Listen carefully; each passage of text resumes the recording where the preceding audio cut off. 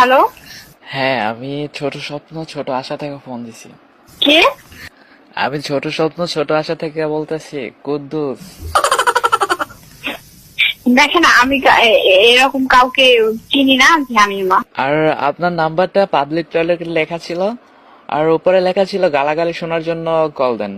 আর আমার একটা স্বভাব আছে, গালাগালি না শুনলে ঘুম আসে না। এই জন্য আপনাকে কল দিছি, আমাকে একটু গালাগালি করেন। আমি কখনো কাউকে গালি দিই না, আমার মধ্যে গালি দেওয়ার কোনো স্বভাব নাই। আপনি কি চা খান? না, তাইলে কি রুটি কলা খান? বুঝি নাই, বললাম যে রুটি কলা চা খান আপনি? কিচ্ছু খাই না। আমার এগুলো কোনো বাজে নেশা নেই। ও আচ্ছা, আপনি কাউকে ভালোবাসেন? হ্যাঁ, বাসি। এই তো বাজে নেশার মধ্যেই আছেন। ভালোবাসলে কাউকে বাজে নেশা হয় না। এই ভালোবাসাটাই তো হচ্ছে বাজে নেশা।